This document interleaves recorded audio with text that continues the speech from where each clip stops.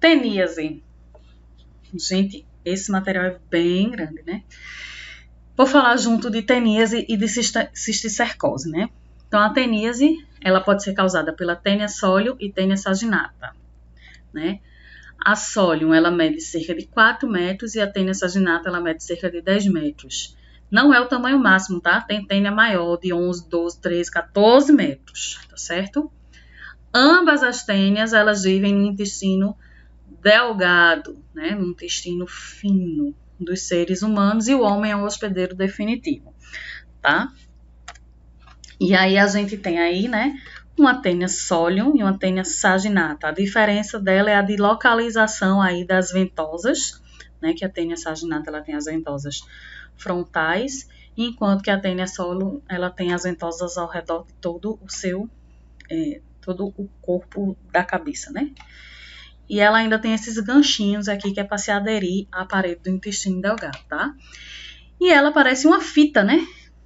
Ela é um verme desse tipo aqui que parece uma fita, tá? Ele tem esse corpo segmentado, né? Podendo chegar aí a 11 metros. A gente costuma chamar, né, de solitária, porque pelo seu tamanho, normalmente só existe a presença de um verme desse tipo. Não existe infestação por vários vermes desse tipo, como é o caso da lombriga, né, do Ascaris.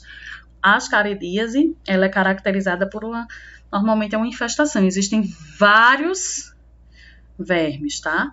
A solitária, pelo tamanho mesmo do verme, ele não tem mais de um, mas pode sim ter, tá? Só tô dizendo que não é comum.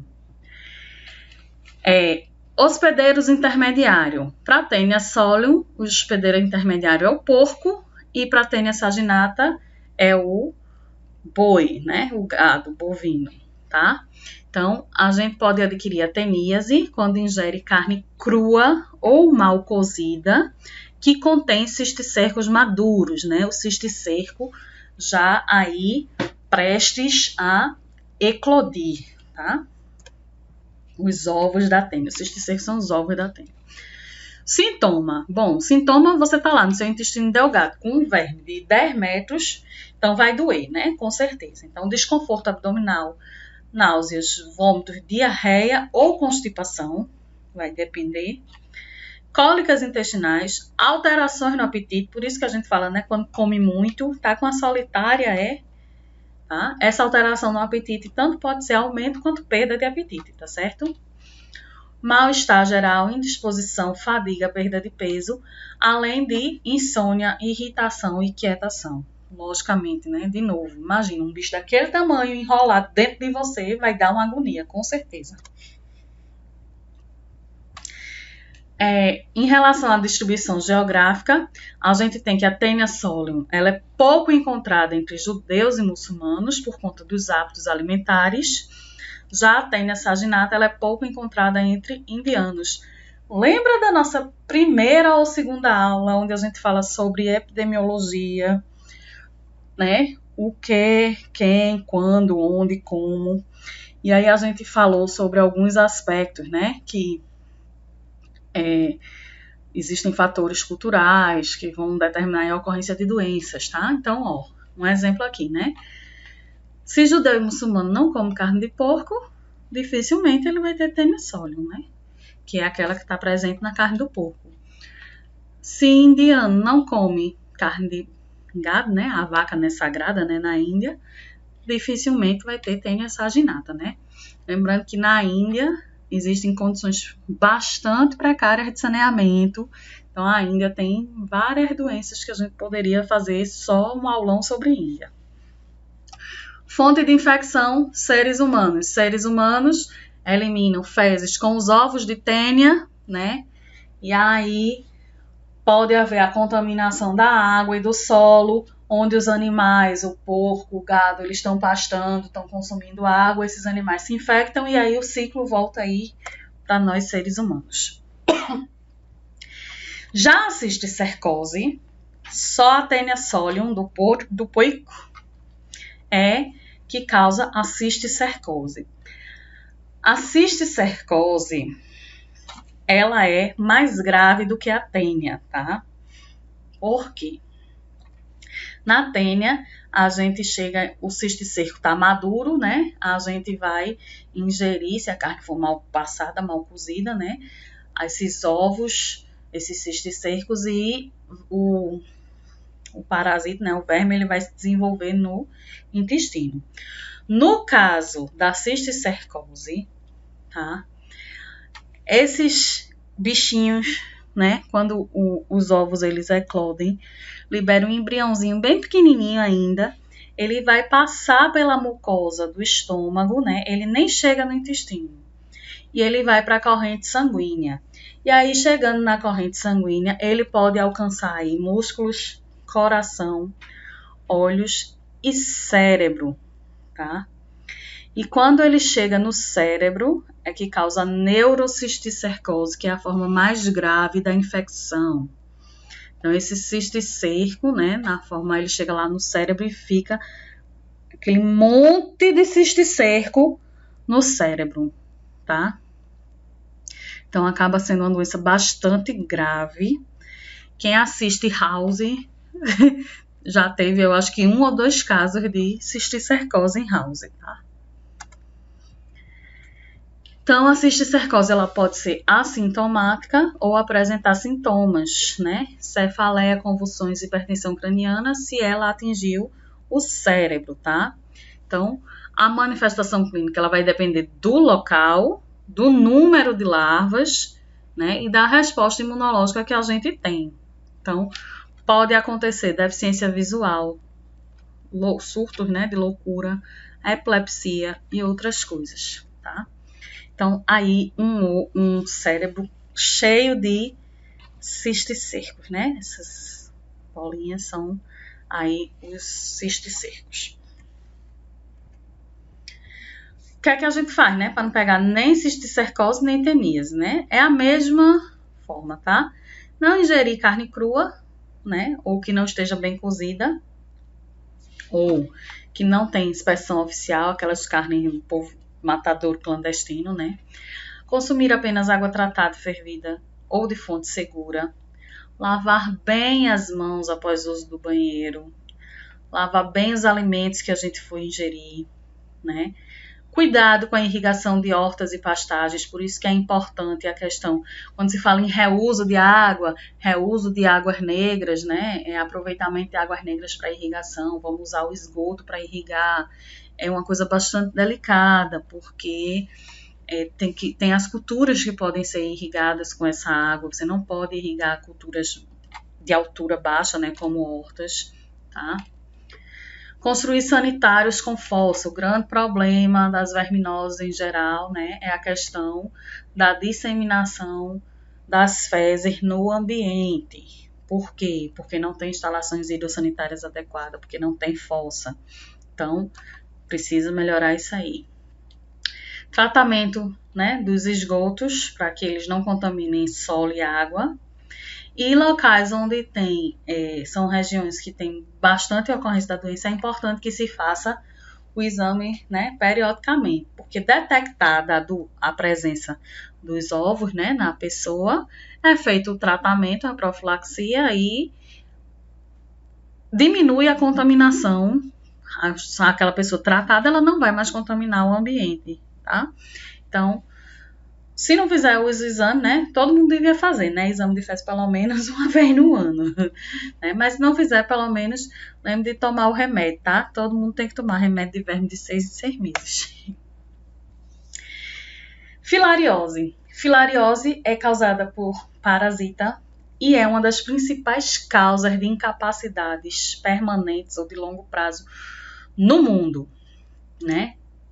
Estima-se que na década de 90, cerca de 100 milhões de pessoas foram acometidas pela filariose. Então, a filariose, eu vou passar para o fim do slide, depois eu volto. Tá aí, né? A filariose, ela é conhecida também como elefantíase, tá? Por conta desse edema que faz principalmente nos membros inferiores. Pode atingir os membros superiores e pode atingir também a região do escroto, né? Do saco escrotal, tá? Mas o mais comum é que aconteça o edema nas regiões, nos membros inferiores. Então, por que ela é incapacitante? Lógico, né? Imagine uma pessoa com as pernas numa condição dessa, essa pessoa ela mal consegue andar, tá? Não consegue levantar, não consegue ficar muito tempo, né? Com as pernas na mesma posição. Então, assim, é uma condição bastante incapacitante, tá? Então, vou voltar lá. Então, chamada de elefantíase, né? A filariose linfática coloca em risco aí 1 bilhão de pessoas em todo o mundo, tá? Sendo 120 milhões sofrem da doença e mais de 40 milhões se encontram gravemente incapacitados ou apresentam deformações. Então, é uma doença bastante grave. Decora aí, ó, filariose linfática, a gente vai falar mais sobre isso. Então, a gente tem aí, ó, 1/3 vivendo na Índia, 1/3 na África e o restante Ásia, Pacífico Ocidental e Américas. Já falei para vocês, né, inclusive que aqui no Brasil, Recife é uma das cidades com maior incidência de filariose, tá certo? Por conta da presença dos rios e canais, né, que cortam a cidade e que tem uma grande quantidade de matéria orgânica, né, uma baixa oxigenação, que é um ambiente propício para a proliferação do vetor da filariose, que é o Culex quinquefaciatus, tá? Então, ela é uma doença endêmica em mais de 80 países, então ela é quase pandêmica, né? Porque 80 países é quase a metade do mundo. É uma doença crônica, né? Com sequelas graves, tá? E também é causa de importantes infecções crônicas e agudas que podem provocar a incapacidade. Tá?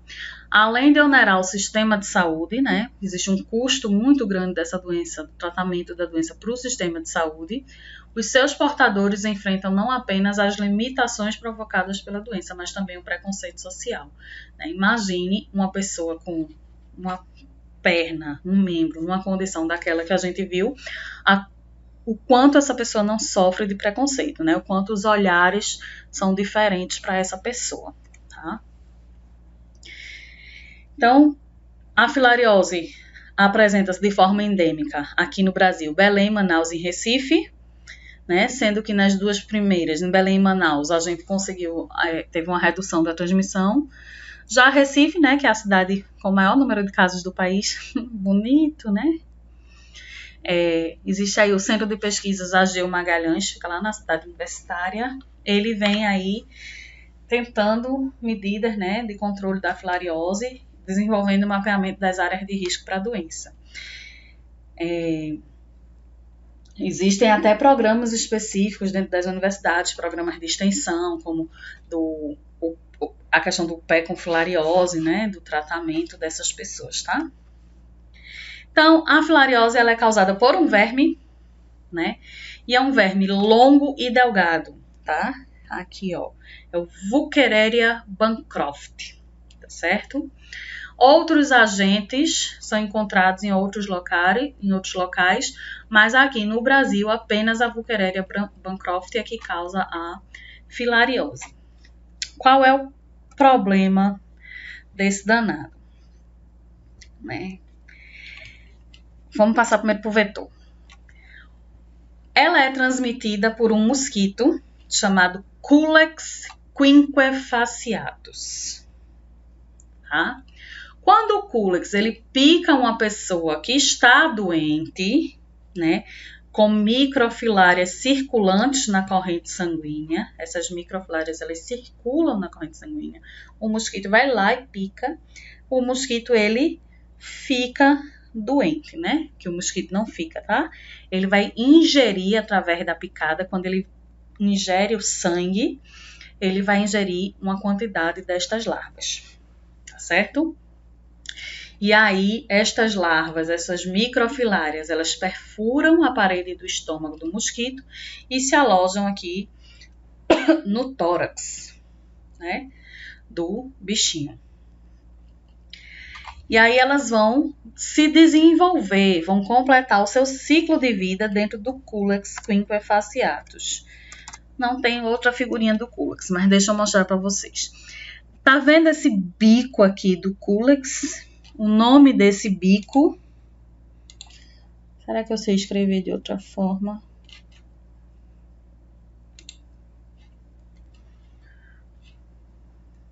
Calma, gente. Não quero isso, não. Vamos desmanchar, né? Então, esse biquinho aqui, tá? Ele é o que a gente chama de probóscito.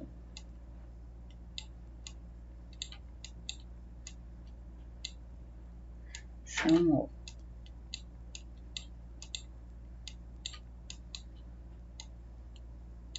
Que esse biquinho, ele tem uma característica, uma anatomia que favorece tanto ele sugar as microfilárias, né, quando ele pica alguém que está contaminado, como ele liberar de volta essas microfilárias quando ele vai picar uma pessoa saudável. Lembrando, né, sempre é a fêmea, tá certo? A fêmea que é hematófaga. Então, esse mosquito, né, o Culex quinquefasciatus, a gente encontra com frequência dentro das casas, né? É aqueles que ficam escondidos, aquele quando a gente sacode a cortina, quando a gente abre a porta, quando a gente mexe atrás da porta do quarto que é escura, eles saem, né? Elas agem no crepúsculo e picam durante toda a noite. Então, quando a mãe da gente diz assim, menino, deixa a janela fechada, que tá dando 6 horas, é a hora das muriçoca, fecha a casa toda, né? Quem nunca, né? Fecha a casa toda, fecha a janela, fecha as portas, espera passar as 6 horas, que é a hora das muriçoca, né? Aí depois de 6 horas, que é a hora que elas se manifestam, aí pode abrir, né? Lá para as 7, 8 horas pode abrir, tá? Porém, essa hora do crepúsculo, mas eles ficam durante toda a noite, tá certo? É mais frequente nos meses quentes e chuvosos, pela questão, né, de que a água do solo amplia seus criadouros, mas ele é encontrado durante todo o ano. Quando aquele Culex, ele volta lá, vai picar outra pessoa, né, a larva infectante, a microfilária, ela passa por aquele bico, né, o probóscito, ele parece ele faz assim, ó, deixa eu... Ai, minha gente, vocês sabem que eu gosto de desenhar, né? Saudades do quadro para desenhar. Ele é um bico assim, ó, tá? Compridinho. E aqui, ó, ele tem ele é maior, tá certo? Ele é como se fosse um megafone, tá? As microfilárias que estão aqui, quando ele suga a pessoa, quando ele vai picar, ela, né? Vai picar a pessoa, aí ela sai aqui, ó, é eliminada e vai para os vasos linfáticos. Por isso, lembra que eu falei lá no começo, decora esse nome, filariose linfática. Ela não vai necessariamente para a corrente sanguínea, ela vai para o sistema linfático, né? O sistema linfático tá lá juntinho com a nossa corrente sanguínea. Mas o sistema linfático ele é responsável pela defesa do nosso organismo. É aquele que quando a gente tem um ferimento, quando você leva um corte, primeiro sai sangue, né? O que a gente vê primeiro é sangue. Quando o sangue para de sair, que estanca, que fica saindo aquela aguinha, né? Aquela aguinha transparente, aquilo ali é a linfa, tá? Então, as microfilárias, elas vão para o sistema linfático, que é aquele sistema da aguinha. Tá certo? E o que é que acontece? Aí elas vão se deslocando pelo sistema linfático até um determinado local. A questão é que elas se reproduzem intensamente. Então, ela tá lá. Vou desenhar aqui um sistema linfático bem precário, tá certo? Mas vocês vão compreender. Vou até mudar de cor. E aí, ó, o que é que vai acontecer? Digamos que ela resolveu se alojar aqui. Começa a se reproduzir, a ficar um monte de filária. Quando essas filárias enchem aqui essa região, o que foi que aconteceu agora, minha gente? A linfa, aquela aguinha, né, que cura as perebas da gente, que estava vindo, não tem mais como passar. Então, começa a ficar retida aqui e vai promover, né, um edema, um inchaço, né? Essa área aqui vai ficar cheia de... E fez aí um edema no sistema linfático, tá? Não sei se deu para entender meu desenho, mas se não deu para entender, vocês mandam uma mensagem para mim no WhatsApp que eu desenho no papel mais bonito, tá? Então, primeiros sintomas, processos inflamatórios, quando o verme morre, né? Eles estão aí nos vasos linfáticos, então ele causa uma inflamação do sistema linfático. Aí vai ter febre, calafrio, dor de cabeça, sensibilidade e vermelhidão, né? Vermelhidão é uma característica de infecção, tá? Local que tá com uma ferida, quando ela começa a ficar muito vermelha ao redor é porque tá tendo uma infecção, tá certo? Pode acontecer, como eu tinha falado, ó, no escroto, cordão espermático, mama e principalmente membros inferiores, tá?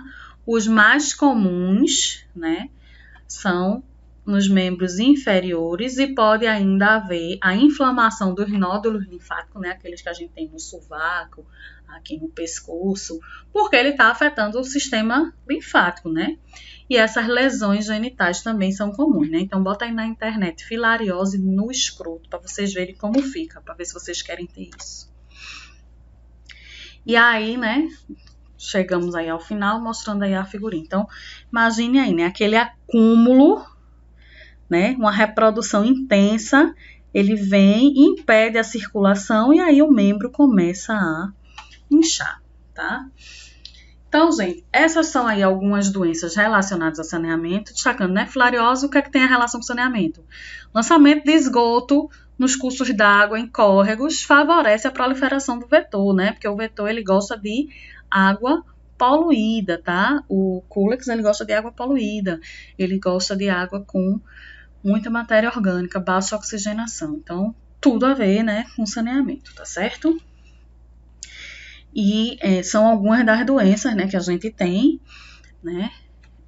São só essas, obviamente não, são muitas, né? Aqui, por exemplo, a gente nem falou da dengue, né? Nem falei da dengue, e a dengue é uma doença que é extremamente importante, tem bastante relação com saneamento, a questão dos locais onde o abastecimento de água não é eficiente, que as pessoas precisam juntar água, e aí por conta disso existe aí a multiplicação dos criadouros, né, e favorece a reprodução dos vetores, tá? E várias outras. Mas assim, eu queria destacar essas para a gente ter aí mais ou menos uma ideia de diversas doenças, né? Tanto causadas por transmitidas por insetos vetores, como outras que são transmitidas apenas pela água, pelo solo contaminado, tá? E é isso, né? Dúvidas, angústias, amarguras, qualquer coisa que vocês tenham que perguntar, pode mandar pra gente lá no WhatsApp